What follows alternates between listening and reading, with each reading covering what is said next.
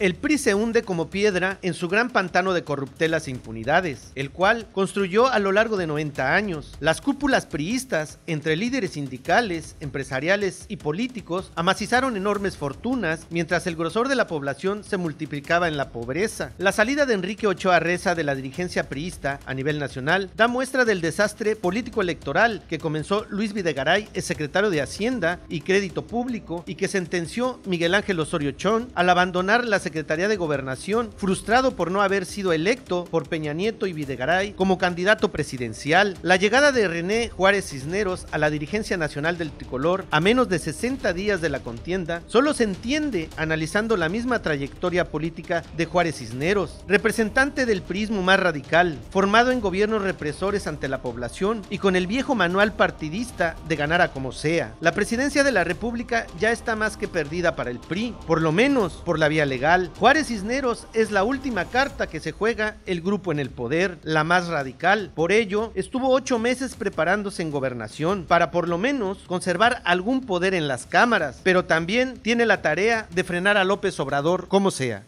Gracias por acompañarnos a su canal por internet de Primera Visión. Soy Bernardino Chávez. Les damos la bienvenida desde Culiacán, Sinaloa, acá en el noroeste del país. Hoy vamos a platicar en esa mesa de análisis a la que le hemos llamado en retrospectiva.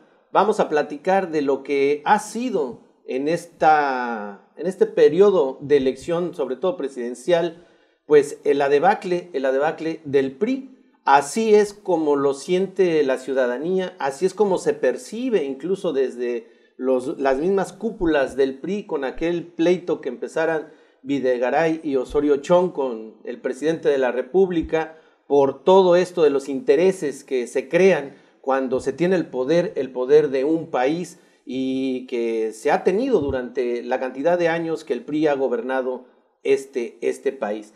Ahora acaban de cambiar a Enrique Ochoa Reza y llega a sustituirlo en la dirigencia nacional René Juárez Cisneros, un guerrerense que también tiene un camino largo en el PRI y teniendo también algunos cargos, tanto federales como estatales. Hoy vamos a platicar de todo esto, de los pleitos que todavía hay ahí, de cómo el priismo se está desquebrajando y que algunos incluso pues han visto la opción en Andrés Manuel López Obrador. Para ello le voy a presentar a mis compañeros y amigos, a quien también saludo, Alejandro Siqueiro Rivas. ¿Qué tal? Un saludo a todos, espero que estén bien. Y Ernesto Saldaña García. Un saludo a Sinaloa y a todo México. Gracias. Le digo, hace unos días, Enrique Ochoa Reza deja de ser el dirigente nacional del PRI y entra al relevo René Juárez Cisneros, un acapulqueño que fue gobernador de 1999 a 2005.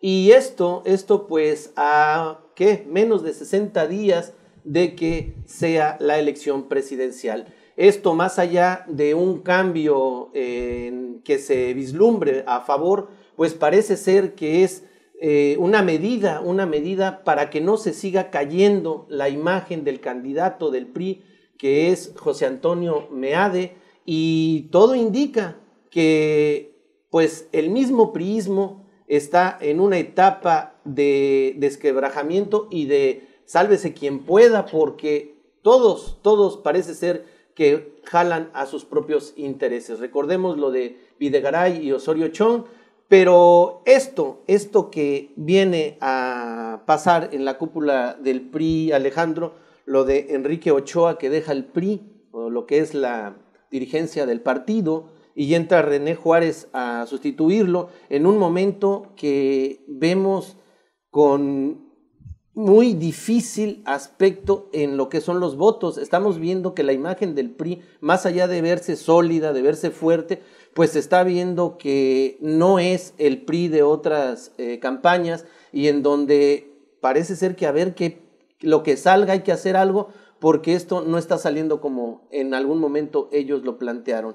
Esto es que el último clavo en el ataúd del priismo, porque lo que yo veo, no sé ustedes, lo que yo veo es que pues Andrés Manuel López Obrador nadie le gana, incluso Televisa, cuando ahora en su programa Tercer Grado Al empezar le dicen hace 6 años, nosotros le hacemos una pregunta, si pierde, ¿qué pasa? Ahora la pregunta es, si gana, ¿qué es lo que pasa? Alguien que siempre ha estado manejando esta información, ahora vemos eso. ¿Qué es lo que está pasando en el PRI, Alejandro?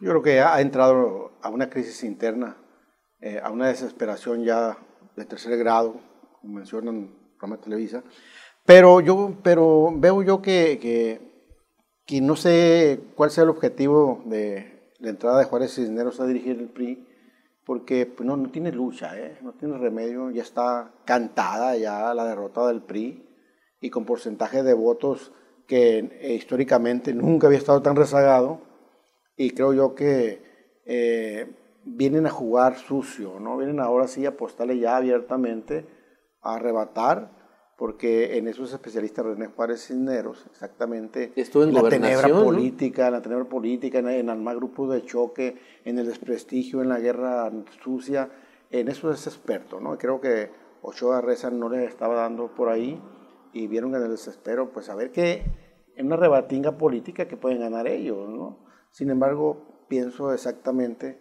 en el mismo sentido en que se está asentando ya la opinión pública nacional e internacional en algunos casos, de que Andrés Manuel López Obrador va en caballo de hacienda hacia el triunfo electoral, ¿no?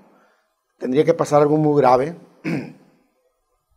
para que se colocara en una posición adversa y abandonara esta estadística de puntero con mucho porcentaje arriba en la preferencia del voto.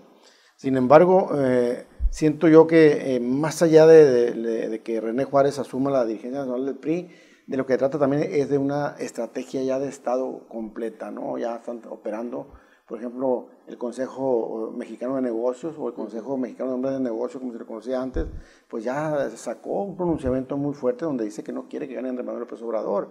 Aquí Enrique Coppel también lo declaró aquí a nivel local, de que PG no debe de ganar porque no sabe inglés y porque no tiene educación. Y estamos viendo que el capital político, el capital económico del viejo PRI, del viejo sistema político mexicano, se está movilizando fuertemente, ¿no? En un desespero y con un argumento de que es un peligro para México, pero esto también le va a ayudar al PG. Lo que hagan contra el PG le da votos, pues.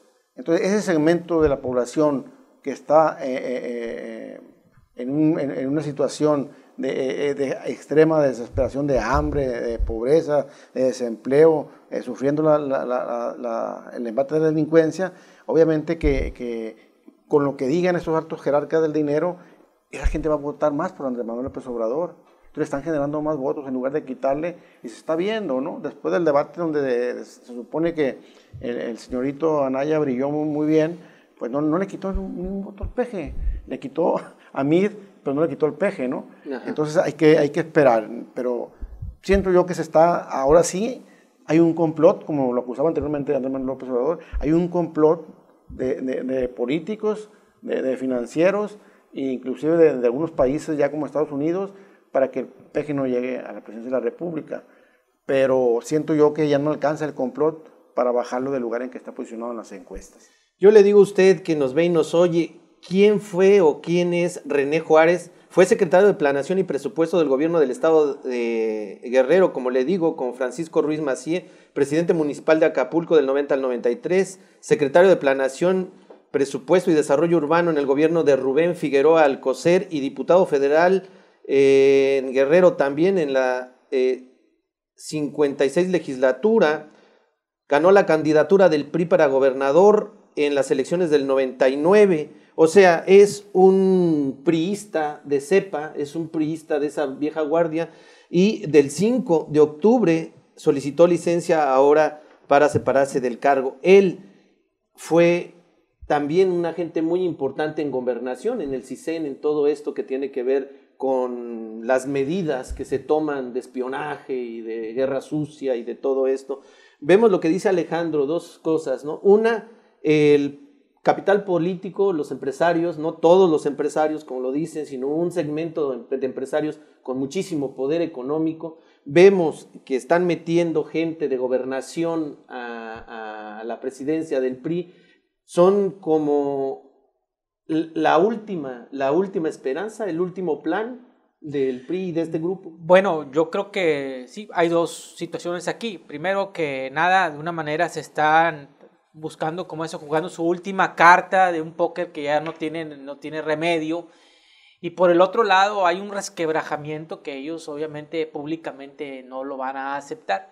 Y tan resquebrajamiento en su institucionalidad que Meade, que se publicita como un candidato ciudadano, que no tiene nada que ver con el PRI, ni con el PAN, ni con ningún partido. Él fue el que quita y pone. Y que trae la bandera de que no va a haber otra estafa maestra. Sí. Esa es una burla. Entonces, él quita y pone al presidente nacional del PRI por encima de sus estatutos, de su Consejo Nacional y todo ese tipo de... O sea, descaradamente ya ellos ya están aceptando la verticalidad de las jerarquías, de que el presidente manda y de que en este caso el secretario manda.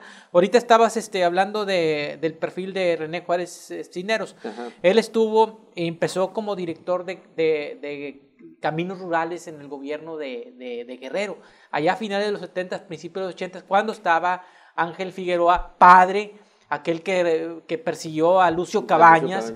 Entonces yo recuerdo cuando yo era un joven brillante hace muchos años, que antes de que se me secara el cerebro, le di clases a un señor de 70 años que estaba estudiando por segunda vez otra carrera, y me dijo ese señor, que es culichi, que él había trabajado alrededor de 25, 30 años en el estado de Guerrero, y me dijo, ahí entonces me tocó de patrón como jefe de caminos rurales René Juárez. ¿Y qué crees que hizo Saldaña?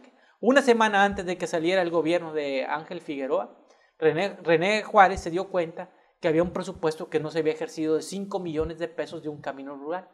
Entonces dijo, no, ¿cómo lo voy a dejar? Entonces armó toda la papelería y en papel hizo una obra que nunca existió. Al cabo que dijo, ¿quién chingado se va a dar cuenta que metimos un camino rural en la Sierra de Guerrero? Nadie lo va a investigar, nunca lo van a auditar, y se robó la lana. Bueno, esa es la anécdota que yo me acuerdo. Es el priismo, ¿no? Esa es la anécdota que yo me acuerdo de hace unos 10 o 15 años cuando yo era maestro universitario de René Juárez. Y de ahí para allá, dice, no, de ahí para allá empezó a agarrar un capital político. Y esa es la desvergüenza que dicen estos políticos de antaño, como La Bastida, donde dice que es un mito eso de que los políticos del PRI son corruptos. Y ¿no? Lo dice tan espontáneo y tan convincente que hasta te la crees. Pues de eso se trata, es el mundo en el que es el mundo de la actuación, pero del cinismo total. Sí, son mejores esos para ganar el Oscar que los que ganan de Hollywood. En este aspecto estamos viendo el poder político, pero también el poder económico, en el sentido de que hay un grupo muy fuerte que ha dominado el país económicamente y que se ve vulnerable en que se cambie esta forma económica, ¿no? De lo que es un capitalismo tan soez, tan fuera de criterios sociales, por así decirlo, a un modelo económico que dice ahora con todos los pelos y señales, ¿no? Porque algo no se había visto en México, ¿no? Y eso es la verdad. Alguien que lidere un movimiento y que se vea que va a ser presidente y que les diga, es que ustedes le han hecho tanto daño al país por esto y por esto. Esto ha generado, como dice Alejandro, tanto pues la rebeldía en los empresarios y al decir que ellos también están a favor de México, pero también la ciudadanía se ha visto pues sorprendida de que se maneje un lenguaje tan claro como ese, ¿no, Alejandro? Sí, pienso yo que se están cometiendo muchas barbaridades, ¿no? Ya en el desespero. Es tremendamente el PRI tramposo cuando está acorralado. Creo yo que no ha transcurrido todavía la primera mitad de la campaña presidencial en este caso, pero que ya a partir del 15 de mayo al 30 de junio por allá van a sacar de todo, ¿no? Ya vistes tú, que ya vimos, mejor dicho todos, que sacaron un columnista de la Ciudad de México, no le quisiera poner periodista, no le quisiera poner, saca un llamado en sus redes sociales a Ricardo Alemán, todo el mundo Ricardo Alemán, sí, lo dio. a atentar contra el peje, ¿no? Un llamado, dice él que no llama a eso, pero realmente sí. Si tú lees el mensaje, dice que si así como atentaron contra John Lennon, contra ahí les hablan, Celina, por contra, deducción, ¿no? lo dice. Que cuando los chairos van a atentar contra López Obrador. Eso es grave, es gravísimo, ¿no? Porque es uno de los grandes temores que está anidando en la opinión pública, de que en su desespero el PRI pueda acudir a un magnicidio como el de Luis Donaldo Colosio. Entonces, que un actor que supone que es un opinante o analista lo sugiera, entonces es grave. ¿Por qué? Y que lo había respaldado una empresa como Televisa. No puede venir de él mismo, Universal. pues, no puede venir de él. Tiene que haber una inducción de alguien calentando el terreno para que luego no nos sorprenda, pues si pasó. Ir tendiendo las se condiciones. Se los advertí, dijo. No, ir teniendo las condiciones para que la gente ya se haga la idea de que puede pasar y cuando suceda, pues no impacte tanto en el país. Entonces digo que es grave, ¿no? El PRI está tremendamente desesperado, tiene una ansiedad por la presidencia, sabiendo que no la va a ganar incluso. Entonces, ¿de qué es capaz? Creo que los mexicanos tenemos que mantenernos muy atentos en ese sentido y muy activos en los medios, en las redes sociales, donde pueda, para que no lleguen a los extremos que pienso yo que pueden llegar, porque el país se les va de las manos y se les va en un momento en que el PRI y concretamente el presidente Peña Nieto van a tener que ir ante los tribunales internacionales, van a tener que ser llamados por crímenes de la guerra del narcotráfico o crímenes contra la sociedad, de lesa humanidad, como los casos de Ayotzinapa y tantos casos que se cometieron. Entonces tienen miedo, pues. Por eso tal vez no venga a Juárez Cisneros a recuperar la presidencia, pero sí viene a recuperar el Congreso Federal, el Senado, y viene a recuperar posiciones claves para que no se permita que este régimen, los cabecillas, Chong, Peña Nieto, respondan ante tribunales internacionales que lo van a juzgar muy duro si llegan a estar ante ellos. Porque yo le digo a usted, el pleito empezó antes de que se eligiera candidato. Luis Videgaray era quien manejaba un grupo, Miguel Ángel Osorio Chong manejaba otro grupo, y por supuesto Peña Nieto tenía el sartén por el mango. Beltrones quedó rezagado desde que hace 2 años empezó a perder todo por todos lados, y estos dos eran los principales. Pero Osorio Chong, que es el hombre fuerte en el CISEN, en todas estas formas de gobernar, él pues es uno de los principales dirigentes del Partido Encuentro Social, ¿no? Que aunque empezó en Baja California, Hidalgo fue quien les dio los votos para volverlo un partido a nivel nacional, ¿no? O sea, estas características ponen a Osorio Chong muy a la vista de los que mueven los hilos de este país. Encuentro Social se va a apoyar a Andrés Manuel. Este desquebrajamiento se percibe como una situación meramente violenta, no estoy hablando de golpes, nada, pero sí violenta en las formas en que había operado el PRI. El PRI casi siempre que se agarraban del chongo, pero no se hacían daños. Aquí estamos viendo que se están llevando gentes del PRI que están yendo hacia el partido de Andrés Manuel López Obrador, y yo coincido totalmente con lo que dice Alejandro. Yo creo que la presidencia está ganada. Esa silla no la pierden por nada, pero donde se hacen los cambios no es en la presidencia, donde se hacen los cambios son en las cámaras, tanto baja como alta, sí. Y ahí es donde yo creo que sí es lo que se está jugando todavía, ahí sí se está jugando todavía es la dirigencia de este efectivamente, país, ¿no? Mira, aquí hay que dividir en dos cosas muy importantes, la cuestión ideológica del PRI y la cuestión ya pragmática de lo que están haciendo. Ideológicamente el PRI va a continuar, y no solamente esta derrota ya anunciada le va a pegar al PRI, también le va a pegar al PAN, porque el PAN y el PRI es lo mismo, ¿verdad? Entonces ellos también tienen tanto miedo a un cambio de régimen como con Andrés Manuel, como lo tiene el PRI. O sea, va a ser una derrota también para el PRD, que también dice que está en la izquierda, pero sí, se la llevan a la derecha. Y aquí después podemos incluso hasta hacer un programa completo de qué significa la pricultura o la priancultura, ¿verdad? De todos los elementos que la conforman. Y ya en la cuestión pragmática, lo que yo te digo, por eso te digo que yo veía dos escenarios, el que dicen hacia afuera y el escenario de lo que está ocurriendo. Veo que los grupos se están atrincherando. El PRI ya está manejando su plan B, ¿dónde me voy a atrincherar yo cuando pierda la presidencia de la República? Un lugar donde se van a atrincherar, pues, obviamente, Atlacomulco, el Estado de México, bajo el del Mazo, ¿verdad? Pero yo creo, nada más Sí. porque va con lo que tú dices, yo creo que el viejo estilo del PRI siempre ha sido meter esquiroles a todos lados. Así en es. el 68, sí. los balazos empezaron porque los estudiantes había un grupo, los halcones, que eran los que empezaron Sí. el relajo. Sí. Yo lo que estoy viendo en este caso, en mi punto de vista, es de que muchos priistas se están yendo a Morena para hacer que gane Morena. Desestabilizar. Ese sí, quién Sí. sabe, pero la situación de ellos será siempre desestabilizar Bueno, desde abajo para empezar ese a es el jalar aguas punto de la molino. pricultura que queríamos, O la homopri. la homopri, donde ya otros partidos y otras ideologías y otras corrientes Están infiltrados totalmente. sí, copian las malas mañas de la cultura del PRI, la verticalidad de las decisiones, el ocultamiento de la información,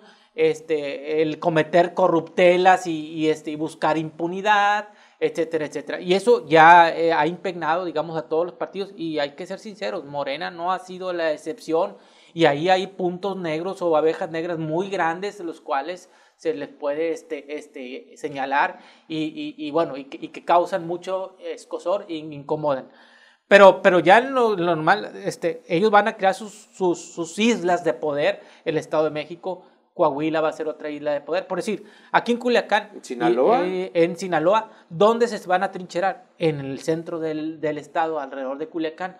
Yo ya crucé encuestas que incluso me han dado priistas y que me han dado panistas y que me han dado morenistas, y realmente donde tiene mayor su fuerza el PRI es en el centro del estado, alrededor de Culiacán, bajo la sombra de la popularidad de Chuy Valdés, y es donde los priistas van a querer echarle toda la carne al asador, que no pierda Aarón Rivas, que no pierda Juan Ernesto Millán, que gane la alcaldía Chuy Valdés, y que ahí se refugien y de ahí tener su guarida de punto de partida para después buscar algo más en años posteriores. Es un coto de poder a nivel nacional muy corto, ¿no? Yo creo que es muy pequeño. Pero el Estado de México es muy grande. No, por supuesto, hay, sí, para que veas, ahí sí hay dos proyectos en sus ámbitos que están dirimiendo, ¿no? El proyecto local de Quirino Ordaz Coppel por ganar mayoría en el Congreso del Estado, y el proyecto de Peña Nieto y Cofrades y todo eso por ganar impunidad en la Cámara Federal.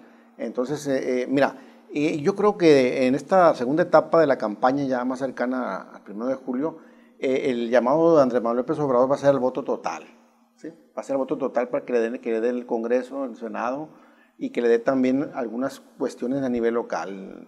Pienso que así lo va a hacer. Y creo también que la gente no va a votar por el PRI, excepto en algunos distritos, como tú mencionas, Ernesto, donde tienen todavía cierto nivel de influencia y donde todavía es totalmente maleable el voto, ¿no? Donde lo pueden manejar, controlar, manipular. Y exactamente el municipio de Culiacán. En Culiacán, cantado el triunfo de Chuy Valdés, ya lo sabemos, no tiene competencia. Los partidos no le pusieron competencia a Chuy Valdés. De alguna manera, no sé si negociaron, si se acercaron con él y pactaron, pero no tiene un candidato que sea competitivo. Pero lo otro es también, la cultura, ¿no? Es lo que decía Ernesto acerca de la cultura, ¿no? Aquí la cultura ha sido el empresario metido en la política, metido en el narco, y todos cobijados por la misma fórmula, y esa cultura ha premiado a todos, y ahora no se ve de otra manera, no se ve que se sigue manejando igual. Pero los partidos, ¿qué pasó con la alianza? La alianza Paz-PAN, que se supone que pintaba con una alianza competitiva, y ¿por qué no meten un buen candidato? Un buen candidato que le haga sombra a Chuy Valdés, ¿no? Sin embargo, pienso que muchos proyectos locales de experimentos domésticos, como el caso que menciono, van a tronar, ¿no? Va una intencionalidad ya muy marcada del voto, no PRI, no partidos tradicionales tampoco. Entonces, ahí está Morena arrasando en algunas partes, y también está el voto independiente, que pienso yo que va a tener, aunque pareciera que no, que va a tener un papel muy importante en esta elección. La gente todavía se está encendiendo, está meditando por quién va a votar, pero creo yo que el voto independiente también va a aprender. En el sentido de la ciudadanía estamos viendo que esta segunda etapa, no quiero decir última porque parece ser que esta se va a dividir en dos últimas etapas, o una penúltima y la que viene, de crear este sentido de odio en el ciudadano, ¿no? O sea, no hay más que odiar a quien no vas a apoyar, y todo esto se ha visto incluso en todos estos spots que se están lanzando cuando se dice, no, es que estás con el miedo o estás con mí. Van a vaciar las cárceles, el día de la votación puede ocurrir esto, si no votas por se va a generar un estado de violencia tremendo, y yo lo que pienso es, bueno, ¿en dónde está el Instituto Nacional Electoral para medir este tipo de situaciones tan salvajes, en donde yo lo que estoy viendo están invitando a la gente a que se ponga en un odio hacia el que no es, e incluso llegar a un extremo de violencia que a nadie le conviene en este país? Bueno, a ver, ¿dónde está el INE? ¿Dónde está el Instituto Estatal Electoral de Sinaloa? Están dormidos porque ellos son parte de la corrupción. Muy sencillo, pues ellos se dan cuenta del dispendio que traen ya las campañas federales aquí en Sinaloa, los candidatos del PRI, y hacen absolutamente nada, porque ellos no son los que van a resolver el problema, son parte del problema. Y aquí donde tenemos qué va a pasar después de que gane Andrés Manuel, que ya parece que todo va a ser así el 1 de julio. Bueno, el PRI no desaparece, porque el PRI se regenera, el PRI se reinventa, el PRI muta, que es un virus mutante que puede mutar en otros actores políticos, con esa cultura de la simulación, contra la cultura que se quiere implantar, que es la cultura de la honestidad. México tiene una gran tarea por delante. No nos hagamos, hay que tranquilizarnos los ciudadanos, no vamos a echar las campanas al vuelo, porque el PRI puede perder esta elección, pero puede regresar después si no se elimina la pricultura. El mexicano, el verdadero cambio va a ser un cambio cultural, ¿sí? Y no va a ser un cambio de quitar una institución para otra. Y mientras el mexicano y el ciudadano mexicano, y lo hemos repetido muchas veces en este programa, no agarre la persona la responsabilidad de decir, yo ya no quiero este tipo de cultura, yo ya no me voy a prestar a la corrupción, yo ahora sí voy a ser un ciudadano participativo, un cambio de ética, un cambio de moral. Mientras eso no se dé, va a existir el caldo de cultivo para que esa mutación del PRI otra vez vuelva a resurgir, ya sea en el PAN o en otro partido, con a lo mejor algunos actores reciclados o con otros actores nuevos. Tu punto de vista final, que los ciudadanos tenemos la responsabilidad de lograr ese cambio ciudadano. De arriba para abajo tiene que venir el barrido de escaleras, pero de abajo para arriba tiene que venir un cambio ético y un cambio moral de toda la sociedad. Que no digan, como aquel video que grabamos en el muro, diga la señora, ¿quién no trabaja con corrupción? Entonces, mientras tengamos un pueblo así, un pueblo poquitero, un pueblo sumiso, un pueblo que acepta la corrupción y la ve como normal, un pueblo mediocre y un pueblo que se cree inferiormente a otras culturas, no vamos a lograr ese cambio. Necesitamos hacer ese cambio ético, ese cambio moral. Si no, el PRI puede regresar. Y, como dice reloaded, reforzado. ¿Cuál sería tu comentario final, Alejandro? Creo que viene en el momento más interesante de la campaña. El PRI se ve muy seguro de triunfo, a pesar de que las encuestas lo están demoliendo toda expectativa que pueda tener. Se ve seguro de vaya triunfo. El ejemplo, pero es como en 1945, cuando empezó el año, que todo el mundo pensaba que Alemania, que Hitler tenía un arma secreta y que la iba a detonar en el momento que él viera que está perdiendo la guerra, ¿no? Así es, y lo que pasa es que no hay que confiarse. Cuidado, porque no se ven muy dispuestos a soltar el botín. Y creo que el argumento que ya está medio trillado de que es un peligro para México, pues ya se les cayó, ¿no? Ya en 2 elecciones anteriores han dicho lo mismo y creo que ya la gente no les cree. Y que más peligro puede ser para México que la corrupción, que el crimen organizado, que toda esta mafia política que nos ha llevado al país, la verdad, a tiempos muy deplorables. Entonces creo que la gente ya no se lo cree. Entonces tú pronosticas un fraude masivo, o la posibilidad. La posibilidad de un fraude masivo, la posibilidad de hechos extraordinarios que puedan darle un giro a esto, ¿no? Que ojalá que no suceda, pero me preocupa a mí que lo estén ya filtrando, insinuando.